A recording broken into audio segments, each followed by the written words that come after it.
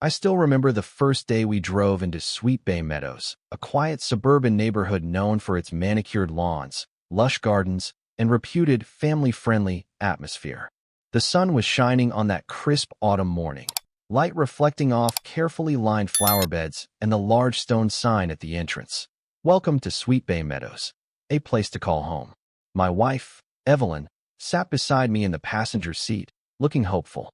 Our twin boys, Nick and Theo, chattered excitedly in the back seat about the new house.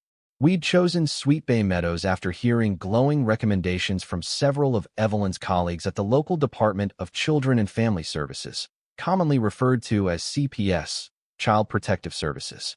For me, it was a chance to settle our family into a stable, comfortable environment, far from the crammed townhouse we'd long occupied in the city's outskirts. For Evelyn, it was a refuge from her grueling schedule as the regional director of CPS. She oversaw multiple counties, handling sensitive cases where children needed protection or intervention. This new home represented a fresh start where we could finally have a private backyard for the boys and a cozy office space for Evelyn to work when not on the road. We had no clue that beneath the pristine exterior of Sweet Bay Meadows lay a maelstrom of political power plays, courtesy of a particular homeowners association.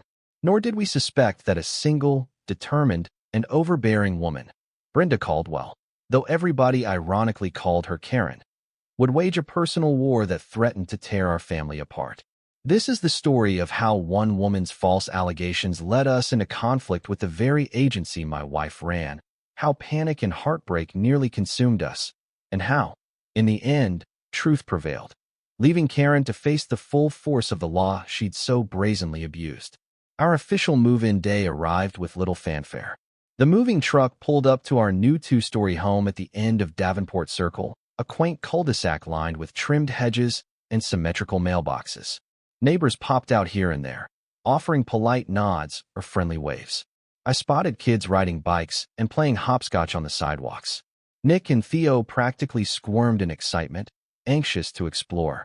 While I was hauling boxes from the truck, a woman with short, meticulously styled ash-blonde hair strode up. She wore a pastel cardigan, pressed khaki slacks, and carried an iPad pressed protectively against her body. Her expression teetered between a neighborly smile and a scrutinizing frown. "Hello? You must be the new family. I'm Brenda Caldwell, but folks around here sometimes call me Karen." She laughed in a brittle way, though her eyes didn't show humor. "Because I'm quite involved in our community. Actually, I'm the president of the Sweet Bay Meadows HOA. Nice to meet you," I said, giving a slight nod. "I'm Marcus, and my wife, Evelyn, is inside. We're just getting settled in." She extended a carefully manicured hand. "I popped by to welcome you and to provide a little reading material." From under her arm, she produced a thick binder labeled Sweet Bay Meadows HOA Regulations in bold letters. "I'm sure your realtor already told you about our covenants, but these are the official documents. Please familiarize yourself with them so we can keep our neighborhood as pristine and well-ordered as it's always been." I glanced at the binder's daunting thickness. "Sure, we'll look it over." Karen nodded, her gaze taking in the boxes, the moving truck, and the general flurry of activity. "We do have guidelines about how long a moving vehicle can remain parked on the street, 48 hours. We also ask new residents to keep noise to a minimum, especially if you have children who might be, energetic." I raised an eyebrow.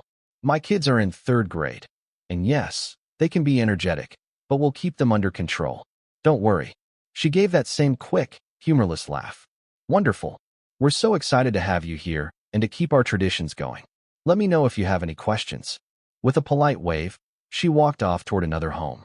I noticed Evelyn peeking out from behind our front door. Her expression read a mix of amusement and slight apprehension.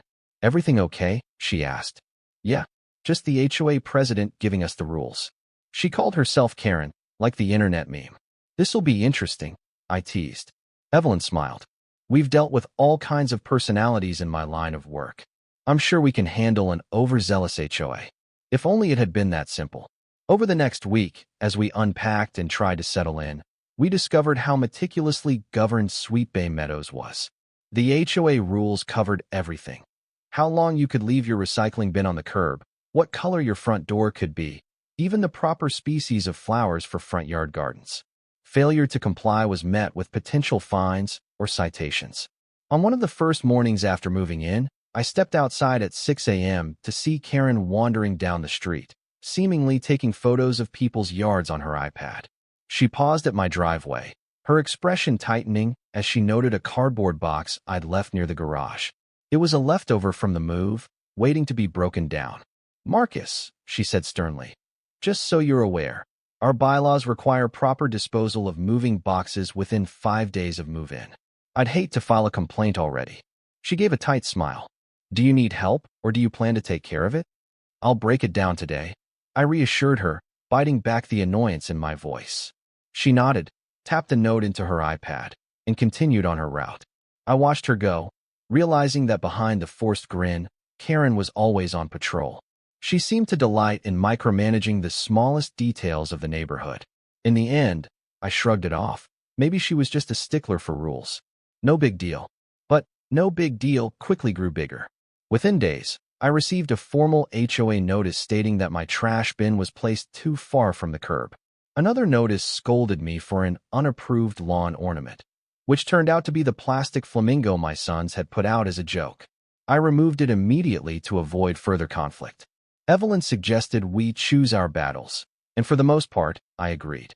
We just wanted a peaceful life. Nick and Theo, oblivious to the drama, started at their new school. They made friends with some local kids, inviting them over to play soccer in the backyard. Everything felt normal, at least from the children's perspective. Yet beneath that calm surface, Karen's watchful eye never seemed to blink. Evelyn's job as regional director of CPS meant she was often away at different offices across the state. Most neighbors didn't know her occupation because we rarely discussed it unless asked. CPS can be a sensitive topic. There's always an element of societal stigma, or fear, or misunderstanding.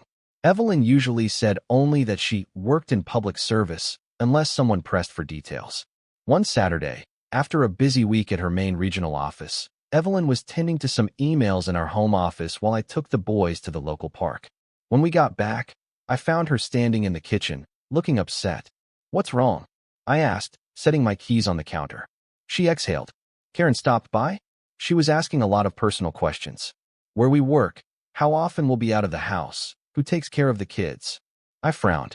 Why would she ask that? She said the HOA likes to keep track of who's home and when, for neighborhood security. Then she questioned whether the kids are ever left alone, implying potential neglect if we're gone. A surge of anger flared in my chest. That's insane. Nick and Theo are never left alone for more than a short time, and usually only if we run to the store. Evelyn nodded, her lips thin with disapproval. I told her we appreciate the concern, but are more than capable of taking care of our children. She just gave me that condescending smile and muttered something about how some families are too busy to be attentive parents. The tension in the air grew thick. Sure, we had demanding jobs, but that didn't equate to neglect. We loved our boys fiercely, always ensuring they were well cared for. Karen's insinuation grated on my nerves, but I tried to quell my frustration. "Let's keep it professional," I said. "We'll watch ourselves around her, but not feed into any drama." We didn't realize how that drama would soon escalate to a terrifying level. The next few weeks brought a cluster of odd incidents. Sometimes, I'd glance out the window and see Karen standing across the street, seemingly watching our house. Once, I noticed a notebook in her hands, and she appeared to be scribbling details. Another time, a neighbor whispered to me that Karen had asked them if they'd ever heard our children crying at odd hours. Evelyn grew more uncomfortable. "She's acting like she's investigating us," she said one night, raking her fingers through her hair. "Why would she care this much?" I tried to lighten the mood. "Maybe she's just determined to find some violation she can slap us with. Let her snoop. She won't find anything." Evelyn pursed her lips, unconvinced. I deal with all sorts of baseless allegations in CPS. Sometimes, people file false reports out of spite or to get revenge on neighbors. What if she tries something like that? I took her hand gently. "We're doing nothing wrong, honey. There's no reason for concern. You run the CPS region, for goodness sake." Even if she filed a false report, it wouldn't go anywhere. A faint smile touched Evelyn's lips. "True, but I hate the idea of someone weaponizing the child welfare system for petty HOA vendettas." I nodded, feeling the weight of her worry. False reports waste time, resources, and can traumatize families. And ironically, they also harm real children who genuinely need intervention. Still, I doubted Karen would go that far. It seemed over the top, even for her. Little did I know just how far she was willing to go. It started like any other Tuesday. I dropped Nick and Theo off at school, then drove to my office across town. Evelyn was headed to a meeting in a different county that afternoon. Around noon, I was in the middle of a work project when my phone rang. The caller ID read, "School District." My stomach lurched.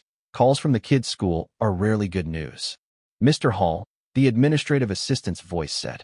"This is Rena from Maple Grove Elementary. We, received a visit from Child Protective Services regarding your boys." My heart pounded. CPS? What? They said they received a report of possible neglect, so they came to interview Nick and Theo. Usually, we have parents sign off, but the CPS worker stated it was an emergency investigation. Confusion washed over me. There must be a mistake. My wife is the regional director. Rena sounded equally puzzled. "I know, sir. 1 second. Let me put you on with the CPS caseworker." A few moments later, a man introduced himself as Oliver Reed from the local CPS branch. "Mr. Hall, I was assigned to investigate a tip. We had an anonymous call that your children were left alone for extended periods and displayed signs of malnutrition." The words sounded surreal. My pulse hammered in my ears. That's absolutely false. My boys are healthy, well-fed, and never unsupervised like that. Oliver cleared his throat. "Understood. Often, we get calls that don't pan out, but we still need to follow standard procedures. I spoke briefly with your children. They seemed fine. No immediate concerns. But I'll need to arrange a home visit to confirm." A wave of both relief, that the kids were obviously okay, and anger, someone had reported us, surged through me. "Of course. Schedule it. You'll see there's nothing to the claim." As soon as I hung up, my thoughts drifted to one suspect, Karen. Who else had shown such suspicious interest in our parenting? My hands shook with fury. This woman had meddled in everything from our trash bins to our kids' well-being. This time, she'd gone too far. I immediately called Evelyn, who was in utter disbelief.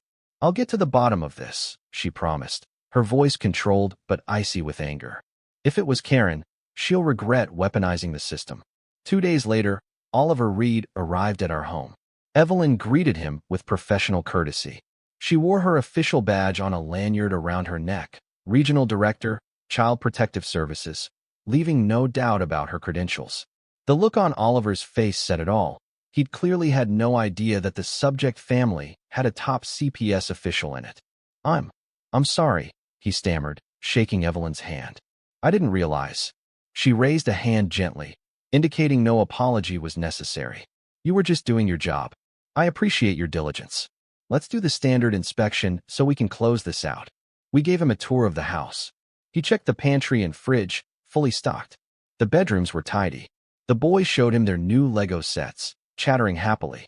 There wasn't a shred of evidence that we were anything but ordinary, loving parents. Oliver concluded the visit quickly. "There's obviously no merit to this. I'll file a report stating the allegations were unfounded. This will close immediately." Evelyn's lips tightened. "Thank you.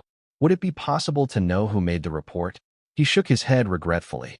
"It came through our tip line as anonymous. Even if we had a name, we typically protect confidentiality. But given the pattern, I suspect it's someone in your neighborhood." "I'm sorry, Ms. Hall. False reporting does happen." We thanked him and saw him out. The moment the door closed, Evelyn's composure cracked, revealing her fury. She tried to disrupt our family.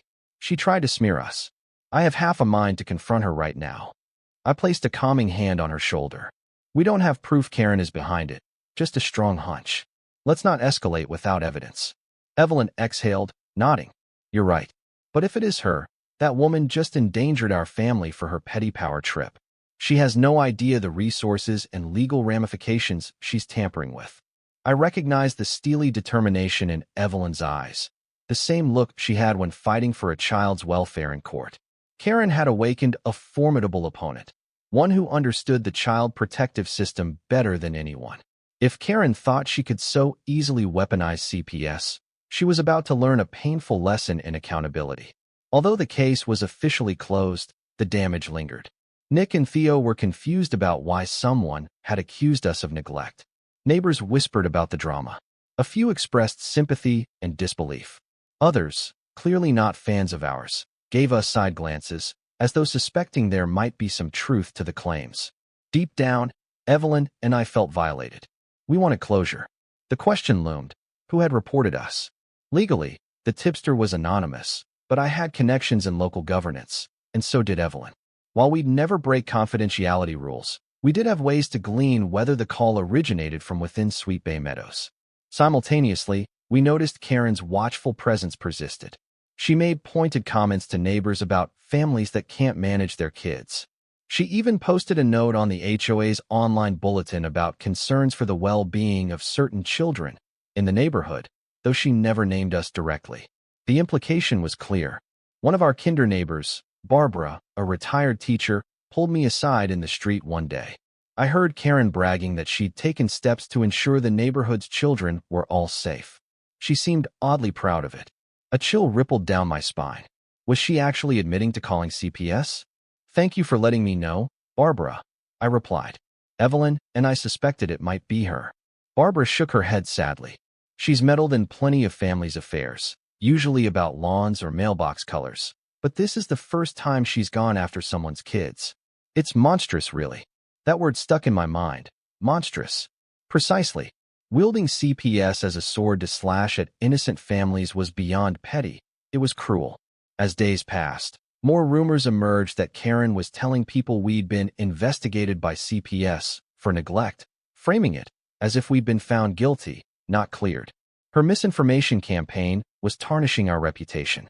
Evelyn began quietly building a file of sorts, documenting Karen's comments, saving screenshots of her social media posts, collecting eyewitness accounts from neighbors. As the regional director, she had to be careful not to misuse her position or reveal any privileged details. But she could prepare evidence for potential legal recourse if needed. We were done playing defense. We needed to protect our family from Karen's toxic harassment, once and for all. 3 weeks after the first false allegation, I was at work when my phone buzzed. It was Nick's teacher, sounding frantic. "Mr. Hall, CPS showed up again to speak with your sons." I felt ice creep into my veins. Again? About what? She lowered her voice. "They said they received another complaint alleging physical abuse this time. This is quite serious, Mr. Hall. The boys look fine, but policy dictates we let them interview the children on campus." My hands trembled. "We'll comply. But my wife, she's the CPS Regional Director." "I understand, sir.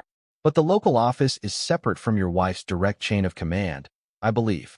I thanked her and hung up, my heart hammering in my chest. Another false claim. Only this one was even more severe. Physical abuse, alleged bruising. My God, who could escalate to that level of lying? Trying to calm myself, I phoned Evelyn. She was equally outraged, but kept her voice steady. "I'll call the local supervisor immediately. This is an abuse of the system. Someone is filing malicious claims, likely the same person as before." By the time I got to the school, Nick and Theo were in the counselor's office with a different CPS worker. They looked bewildered and upset, especially Theo, who was on the verge of tears. The caseworker, a woman named Janelle, eyed me cautiously. "Mr. Hall, we have to investigate all allegations. Your boys don't appear to have any injuries, and they both denied any abuse. However, I must follow protocol." For the second time in a month, we faced an invasive interview, forced to prove we weren't harming our children. I felt fury simmer in my gut. Once again, the allegations were baseless, but each call triggered a standard investigation. My kids were being grilled by strangers about whether their parents hurt them, traumatizing and entirely unnecessary. Evelyn arrived shortly thereafter, flashing her ID. She demanded a private word with Janelle. Though Janelle maintained that confidentiality for the tipster was legally protected, Evelyn insisted on speaking with the local CPS supervisor. The more times a false call is made, the higher the suspicion that it's malicious in nature. Malicious calls can carry criminal penalties in our state. We left the school eventually, taking Nick and Theo home for the day. They were emotionally drained, confused, and even frightened that some adult out there kept insisting we were bad parents. That night, when I tucked them into bed, Nick whispered, "Dad, are we in trouble? Did we do something wrong?" My heart clenched. "No, buddy. You did nothing wrong. Someone's just being mean and telling lies about our family. We're going to take care of it, okay?" He nodded, unconvinced, tears shining in his eyes. I could barely contain my rage. Rage at the person who had turned our children's safe world upside down with vile lies. There was no doubt in our minds that Karen was behind this second call. This was personal warfare, and she was using the most reprehensible tactics to get at us. The next day, Evelyn's local CPS colleagues, with her knowledge but not her direct influence, launched an internal inquiry into the repeated anonymous calls. Typically, tipsters are protected, but malicious or false reports are illegal in many jurisdictions. The local branch suspected a single individual was generating these claims to harass us. Karen must be found out, Evelyn muttered one evening, flipping through her compiled file. She'd built a timeline of each suspicious event. Karen's repeated intrusions, her obsession with our parenting, the 2 bogus CPS calls. All we need is one piece of conclusive evidence connecting her to the calls, and we can press charges. But how to obtain proof? Anonymous calls rarely leave a paper trail, though sometimes phone records or IP addresses come into play if calls were made electronically. Fate intervened in a rather unexpected way. One of Evelyn's senior staff members at CPS had a cousin who worked part-time at the local tip line. Off hours, she overheard a woman's voice calling repeatedly to leave updates about the abused children in Sweet Bay Meadows. The voice gave fresh allegations about non-existent bruises, an unkempt home, details that changed each time.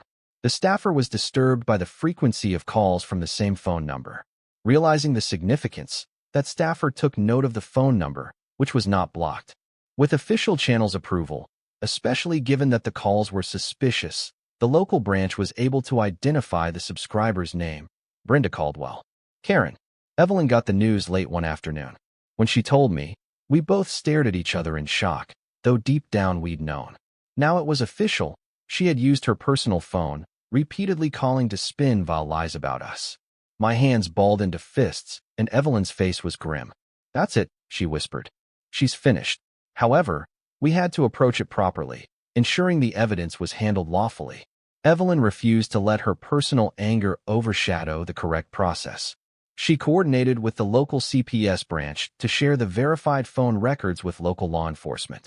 Filing false child abuse reports is a serious offense, punishable by fines and even jail time. We wanted the law to handle Karen swiftly and justly. While the wheels of justice began turning, I couldn't help but wonder, why go to such extremes? The next day, we got a partial answer from Jim Peterson, a longtime Sweet Bay Meadows resident who quietly disliked Karen's tactics. Jim cornered me in the community park while our kids played. I heard that Karen's had a vendetta against families she deems unfit or problematic. She thinks if a family doesn't conform to her standards, strict schedules, perfect lawns, minimal noise, then they're bringing down the neighborhood. My jaw dropped. That's insane. Jim nodded, looking embarrassed. She's done it before. A single mother who moved out last year told me Karen threatened to call CPS if she didn't stop letting her teenage son have friends over at odd hours. The mother ended up leaving the neighborhood. I think Karen realized the power of CPS calls to force people out. My stomach lurched. So, Karen had found a potent weapon, scaring families with the threat of losing their children. My anger raged at the thought of such cruelty. This wasn't about protecting kids. It was about controlling the neighborhood and punishing those who didn't kneel to her authority. If she wanted us out, she aimed to do so by the worst means imaginable. But Karen had no idea how deeply she'd stepped into a minefield by tangling with a CPS Regional Director. She might have gotten away with it before, but not this time. Armed with the phone records implicating Karen, local authorities, in conjunction with CPS, prepared charges against her. However, the process wasn't instantaneous. They needed to finalize paperwork, gather formal witness statements, and confirm the malicious intent. In the meantime, Karen tried once again to publicly smear us. She posted on the HOA's bulletin forum, claiming that certain residents continue to endanger their children, and implying that repeated CPS visits validated her suspicions. This final indignity spurred Evelyn to act. Late in the afternoon, Evelyn marched straight to Karen's front door. I followed, more than a little nervous. While part of me was worried about a confrontation, I couldn't let Evelyn go alone. Karen opened the door, her face instantly puckering like she tasted something sour. "Evelyn." "Marcus, what brings you here?" she asked, voice tight, as if we were trespassing. Evelyn held her head high. "We know you filed those false CPS reports. We have proof, records of your calls. By tomorrow morning, the police will have a warrant for your arrest." Karen's face flashed with a mix of panic and fury. "That's ridiculous. You must be confused. I've done no such thing. You have no right to accuse me in my home." My wife's eyes blazed.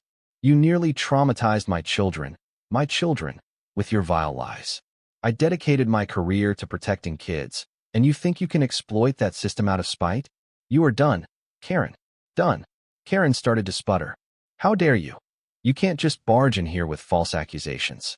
If the children have issues, maybe you should blame yourself, not the neighborhood watch." I stepped forward, quietly speaking. "We have the phone logs showing your number calling the CPS tip line multiple times, each time reporting new abuse. And we know you've done this to other families. You used child protection as a weapon, and that is a crime in this state." Karen's eyes darted left and right, as if searching for an escape. Then, her usual veneer cracked, revealing a twisted rage. You're lying. I was only acting in the neighborhood's best interest. You can't prove anything." Evelyn turned on her heel. "Good luck. You'll need it." We left, hearing Karen slam the door behind us, screaming incoherently. My heart pounded. It felt both triumphant and terrifying. We'd initiated a chain reaction that would soon end with Karen in handcuffs, if all went well. Sure enough, by the end of the week, official charges were filed, making a false child abuse report, multiple counts, harassment, and defamation. Police officers arrived in the early morning, knocking on Karen's door. According to Jim Peterson, who watched from his window, Karen tried to argue, ranting about her HOA authority. But it was useless. They led her away in handcuffs. The entire neighborhood erupted with shock, gossip, and debates. Some neighbors had always suspected Karen was a menace. Others were stunned that their revered HOA president was arrested for such a heinous act. The local news picked up the story, fueling the scandal with headlines like, "HOA president charged with false child abuse reports." Interviews with neighbors revealed a mix of condemnation and surprise. Meanwhile, Evelyn and I felt a colossal weight lifted. We'd spent weeks in fear for our kids, worried about the next bogus claim. Now, at least, the legal system recognized Karen as the criminal she was. The next step was the prosecution and potential civil lawsuits from us, and possibly others. Karen posted bail within a few days, but the damage was done. She could no longer hide behind her facade. The Sweet Bay Meadows HOA board moved to remove her from the presidency. Several outraged neighbors launched official complaints about her repeated harassment. Some even threatened to sue her personally for psychological harm or property devaluation. To add insult to injury, the local court issued a restraining order against Karen, forbidding her from contacting us or coming near our home. She had to remain at least 500 feet away, difficult in the same neighborhood. Because we owned our home and had no intention of leaving, it was Karen who ended up forced to find alternative living arrangements to avoid violating the restraining order. Months later, the case went to trial.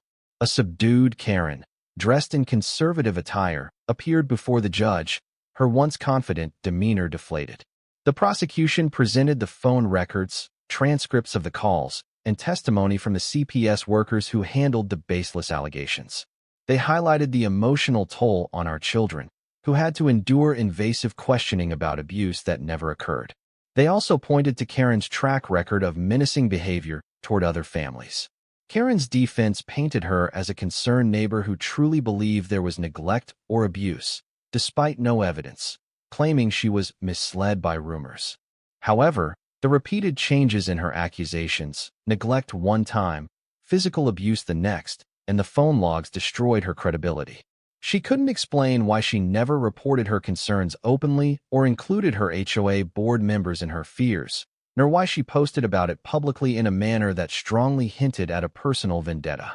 Evelyn testified calmly about the emotional and psychological damage Karen's false claims had wrought on our children. She laid out the chilling effect false reports have on the system, consuming time and resources needed for real victims, and how Karen's calls were not made out of genuine concern, but out of a personal grudge. The jury deliberated for only a short time, returning with a guilty verdict on all counts. The judge harshly reprimanded Karen for abusing Child Protective Services, calling it an appalling misuse of a vital system meant to protect children's lives. He sentenced her to jail time, several months, and imposed substantial fines for legal and court costs. Additionally, the judge ruled that she must pay restitution to us for our legal fees, lost wages, due to all the time spent dealing with investigations, and emotional distress. Matters worsened for Karen when civil suits from other families she had targeted piled up. She couldn't afford the mounting legal bills and restitution payments. Ultimately, she declared bankruptcy. The court seized her home as part of the settlement. Sweet Bay Meadows watchers saw the dreaded moment when a foreclosure sign went up on the once pristine lawn she had so rigidly policed. With Karen gone, the HOA leadership changed significantly. Another member, a soft-spoken but kind woman named Clara Jenkins, took over as interim president. She organized a community meeting to address the scandal, apologizing on behalf of the HOA for Karen's reign of terror. New policies were adopted to prevent any single individual from wielding too much power. The new board focused on fostering neighborly cooperation instead of micromanaging lawn ornaments. Our family found a measure of closure. Nick and Theo gradually overcame the anxiety caused by repeated CPS visits. They even made a poster at school about telling the truth and why lying about people is wrong, which they shared with their class. Evelyn and I, though initially shaken, became stronger as a unit. We learned the importance of vigilance and the destructive potential of personal vendettas. Neighbors opened up more. A wave of relief seemed to spread through Sweet Bay Meadows. People who had once tiptoed around for fear of Karen's scrutiny now chatted openly at block parties. Kids played basketball in driveways without worrying about noise complaints.